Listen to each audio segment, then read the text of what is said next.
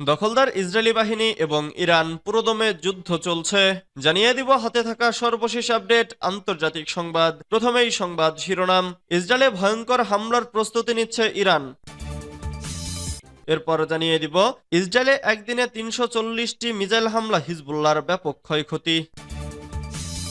এদিকে ব্রিটেনের ৩ মার্কিন বিমান ঘাঁটির আকাশে দেখা মিলল রহস্যজনক ড্রোনের।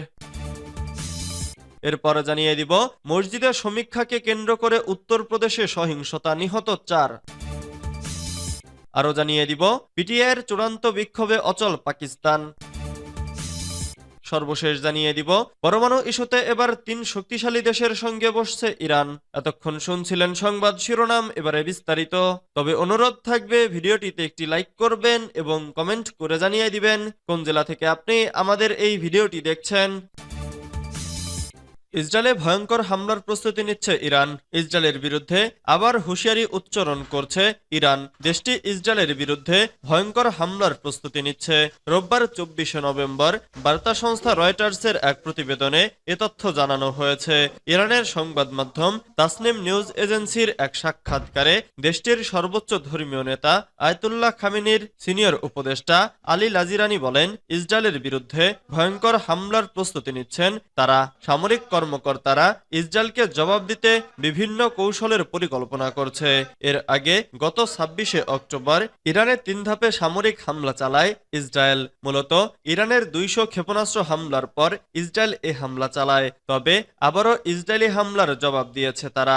ইরানে হামলার পর ইসরায়েলি সামরিক বাহিনীর সিনিয়র মুখপাত্র ড্যানিয়েল হাগারি বলেন, ইরানে ইসরায়েলের হামলা শেষ হয়েছে, আর হামলা চালাবে না ইসরায়েল। তিনি বলেন, ইরান চলতি মাসের শুরুতে তেল আবিবে যে হামলা চালিয়েছিল তার জবাবে ইসরায়েলি প্রতিক্রিয়া সম্পূর্ণ হয়েছে। কাতার ভিত্তিক সংবাদ মাধ্যম আল জাজিরা আরও জানিয়েছে, ইসরায়েলি সামরিক বাহিনীর মুখপাত্র বলেছেন, আমরা ইরানের সুনির্দিষ্ট সামরিক লক্ষ্যবস্তুগুলোর বিরুদ্ধে আক্রমণ চালিয়েছি এবং ইসরায়েল রাষ্ট্রের তাৎক্ষণিক হুমকিকেও ব্যর্থ করে দিয়েছি।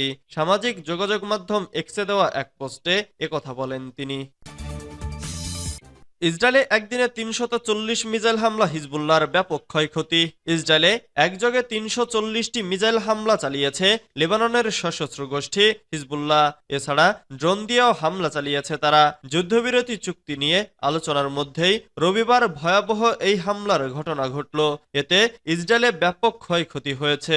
এছাড়া দক্ষিণ ইসরায়েলের একটি নৌঘাঁটিতেও প্রথমবারের মতো হামলা চালিয়েছে হিজবুল্লাহ। এসব হামলায় আহত হয়েছে অন্তত ১১ জন। হিজবুল্লাহ বলেছে, তারা প্রথমবারের মতো দক্ষিণ ইসরায়েলের আশদোদ নৌঘাঁটিতে হামলা চালিয়েছে। উন্নত ক্ষেপণাস্ত্র এবং স্ট্রাইক ড্রোন ব্যবহার করে তেল আবিবের একটি সামরিক লক্ষ্যবস্তুতেও অভিযান পরিচালনা করা হয়েছে বলে দাবি করেছে তারা। এদিকে হিজবুল্লাহর হামলার মধ্যে ইসরায়েলি সামরিক বাহিনী তেল আবিবের শহরতলি সহ মধ্য ও উত্তরাঞ্চলে বিমান হামলার সাইরেন বাজানোর খবর দিয়েছে। টাইমস অব ইসরায়েলের খবর অনুযায়ী ইসরায়েলি সামরিক বাহিনী জানিয়েছে, তারা উত্তর ইসরায়েলকে লক্ষ্য করে ছোড়া বেশ কয়েকটি ক্ষেপণাস্ত্র আটকে দিয়েছে। লেবানন থেকে ২৫০টি ক্ষেপণাস্ত্র নিক্ষেপ করা হয়েছে বলেও জানিয়েছে তারা। ব্রিটেনের ৩ মার্কিন বিমান ঘাঁটির আকাশে দেখা মিলল রহস্যজনক ড্রোনের।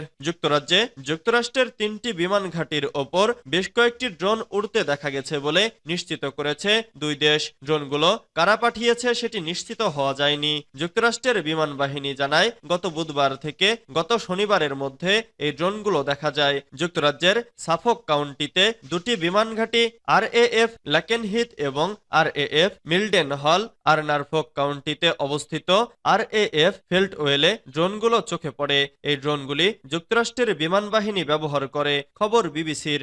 USAF জানিয়েছে, ড্রোনগুলোকে শত্রু হিসেবে গণ্য করা হবে কিনা তা এখনো নিশ্চিত নয়। প্রতিরক্ষা ব্যবস্থা ব্যবহার করা হয়েছে কিনা সে বিষয়ে মন্তব্য করতে তারা অস্বীকৃতি জানিয়েছে। তবে USAF বলেছে, ঘাঁটিগুলো নিরাপত্তা রক্ষার অধিকার তারা সংরক্ষণ করে। ইউরোপে USAF এর এক মুখপাত্র বলেন, RAF লেকেনহেড, RAF মিলডেন হল এবং RAF ফেল্টওয়েলের আশেপাশে ছোট মানববিহীন বিমান ব্যবস্থা দেখা গেছে। ড্রোনগুলোর সংখ্যা ও আকার পরিবর্তনশীল এবং সেগুলো বিভিন্ন গঠন এবং কনফিগারেশনের হয়ে থাকতে পারে। মসজিদে সমীক্ষাকে কেন্দ্র করে উত্তরপ্রদেশে সহিংসতা, নিহত 4। ভারতের উত্তরপ্রদেশের সম্ভালে মুঘল যুগের শাহী জামে মসজিদে সরকারি সমীক্ষা পরিচালনাকে কেন্দ্র করে রবিবার 24 নভেম্বর ঘটে যাওয়া সহিংসতায় 4 জন নিহত হয়েছেন। এ ঘটনার পর থেকে এলাকায় ইন্টারনেট পরিষেবা স্থগিত ও স্কুল বন্ধ ঘোষণা করা হয়েছে। ভারতীয় সংবাদ মাধ্যম এনডিটিভি এই খবর জানিয়েছে। রবিবার সকালে সমীক্ষা শুরু হলে স্থানীয়দের সঙ্গে পুলিশের সংঘর্ষে উত্তপ্ত পরিস্থিতি সৃষ্টি হয়। মসজিদটি বর্তমানে একটি বিতর্কিত আইনি মামলার কেন্দ্রবিন্দু, যেখানে দাবি করা হয়েছে এটি একটি হিন্দু মন্দিরের স্থানে নির্মিত। পিটিআইয়ের চূড়ান্ত বিক্ষোভে অচল পাকিস্তান। পাকিস্তানের সাবেক প্রধানমন্ত্রী ও তেহরিকি ইনসাফের প্রতিষ্ঠাতা ইমরান খান চূড়ান্ত বিক্ষোভের ডাক দিয়েছেন। এ বিক্ষোভকে ভাগ্য নির্ধারণের কর্মসূচি বলেও উল্লেখ করা হয়েছে। কারাগারে থেকে তার ডাক দেওয়া এ কর্মসূচিতে অচল হয়ে পড়েছে পাকিস্তান। রাজধানী ইসলামাবাদে কঠোর লকডাউন কর্মসূচির ঘোষণা দেওয়া হয়েছে। এছাড়া ইন্টারনেট ও স্কুল কলেজও বন্ধ করা হয়েছে। রোববার 24 নভেম্বর আল জাজিরার এক প্রতিবেদনে এ তথ্য জানানো হয়েছে। কারাবন্দী সাবেক প্রধানমন্ত্রী ইমরান খানের সমর্থকরা মুক্তির দাবিতে দেশব্যাপী বিক্ষোভের ডাক দিয়েছেন। তবে দলটির এ কর্মসূচি বাধাগ্রস্ত করতে রাজধানী ইসলামাবাদকে নিরাপত্তা লকডাউনের আওতায় রাখা হয়েছে।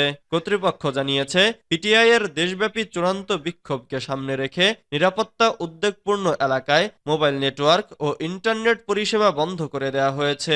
এছাড়া ইসলামাবাদের অভিমুখী মহাসড়কগুলো বন্ধ করে দেওয়া হয়েছে। প্রতিবেদনে বলা হয়েছে, ইসলামাবাদের বেশিরভাগ প্রধান সড়ক কন্টেইনার দিয়ে অবরুদ্ধ করা হয়েছে।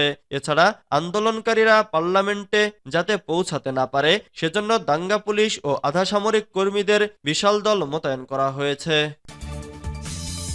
পরমাণু ইস্যুতে এবার 3 শক্তিশালী দেশের সঙ্গে বসছে ইরান।